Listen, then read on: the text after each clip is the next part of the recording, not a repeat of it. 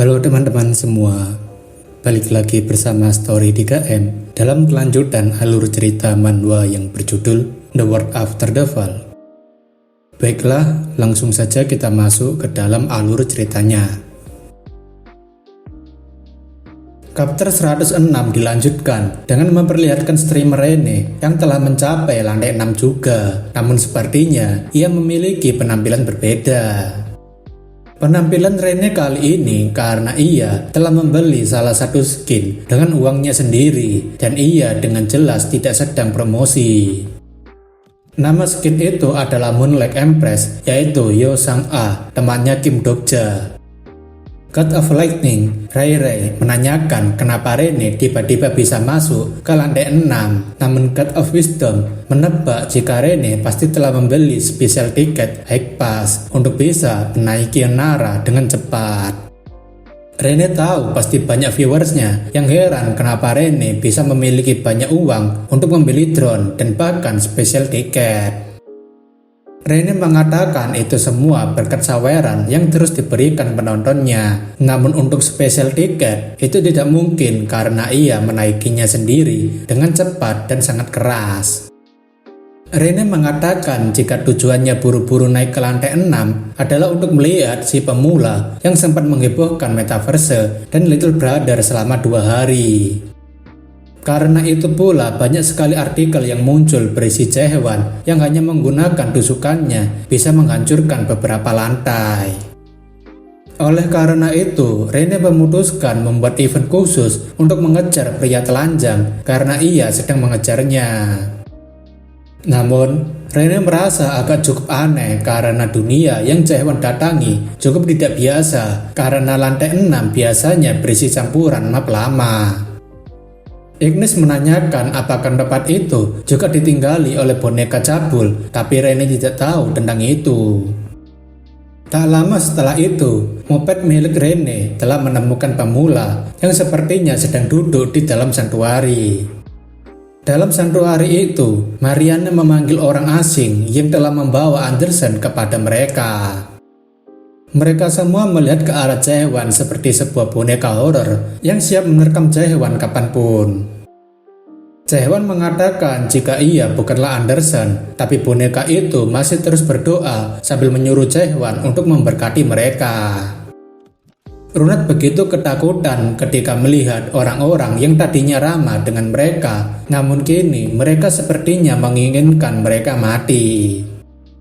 Jaehwan tahu jika para boneka itu tidak akan bisa mendengarkannya lagi karena mereka bergerak dari respon ingatan yang tertanam dalam tubuh mereka.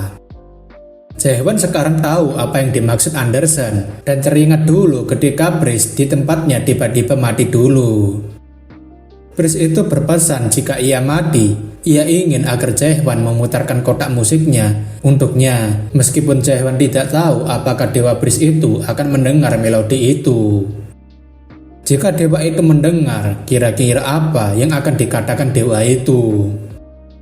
Meski bisa menghasilkan bunyi, itu membuat Jaehwan menanyakan apakah kata-kata dalam kotak musik itu beneran berarti. Jaehwan berpikir mungkin ia tahu kenapa boneka ini terus berdoa, mungkin karena mereka merasakan apa yang dirasakan Brice-nya dulu. Dewa ada karena pengikutnya terus berdoa dan para pengikut Anderson telah berdoa tanpa henti selama 500 tahun untuk menjaga, mempertahankan, dan mengingat dewa mereka tetap berada di dunia ini. Jaehwan meminta Hans untuk berhenti berdoa sekarang juga karena mereka semua sudah lelah dengan berdoa. Jaehwan mengatakan jika doa mereka sudah cukup sampai di sini dan waktunya mereka untuk beristirahat. Namun Hans bukannya mendengar dan memberikan jawaban, tapi Hans malah meminta Jaehwan untuk berdoa demi mereka semua. Jaehwan sepertinya sudah tidak tahan dengan sikap para boneka yang masih keras kepala tak mau berhenti. Runat sangat terkejut ketika melihat Jaehwan yang sedang bersiap untuk membunuh Hans dan meminta Jaehwan untuk berhenti. Tak hanya Runat, Anderson ternyata sudah bangun dan menghentikan pergerakan Jaehwan untuk tidak membunuh Hans. Jae-hwan menanyakan apa yang sedang dilakukan Andersen karena boneka ini bukanlah pengikutnya dulu dan sebaiknya mereka dibebaskan dari penderitaan ini.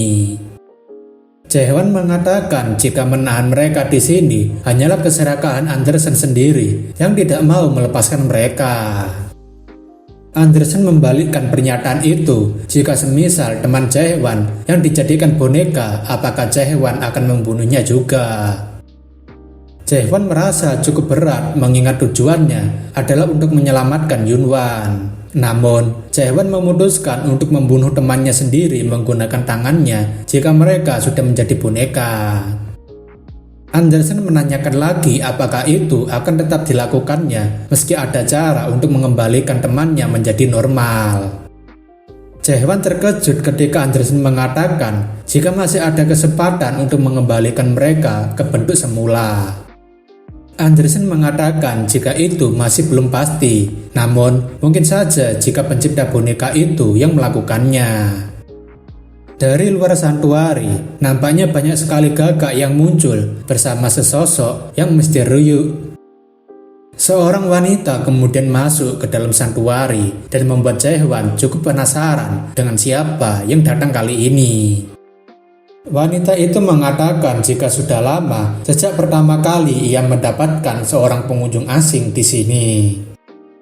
Wanita itu tidak lain adalah sang master boneka yang mengendalikan mantan pengikut Andersen sekarang. Wanita itu menanyakan siapa Jae-hwan ini yang masuk ke tempatnya. Jae-hwan kemudian mengingat jika wanita itu cukup mirip dengan foto yang berada di ruangan Bertus. Jae-hwan tahu jika orang yang berada di depannya saat ini adalah mantan proksi Andersen sebelumnya, yaitu Rahel Yong. Rahel sendiri mengatakan jika ia tidak asing dengan aura familiar dari Jae-hwan. Rahel menyapanya karena sudah lama ia tidak berjumpa dengan kawan lamanya. Jae-hwan tahu jika Rahel hanyalah cangkang kosong seperti boneka lainnya dan menebak jika mungkin yang ada di dalamnya adalah seorang dewa. Andersen yang tahu jika mantan proksinya kini malah dijadikan wadah membuat Andersen sangat marah dan ingin membunuhnya. Andersen kemudian langsung mengeluarkan portfolio unik miliknya karena ia sudah tidak tahan melihat mantan proksinya dijadikan wadah oleh orang yang dulu ia anggap teman. Rahel rasa Andersen sangat suka dengan hadiah yang ia persiapkan. Namun Rahel merasa jika Andersen sudah semakin lemah sejak 500 tahun lalu. Sekarang diketahui jika dewa yang masuk ke tubuh Rahel saat ini adalah Ethan, dan itu semakin membuat Andersen hilang kendali.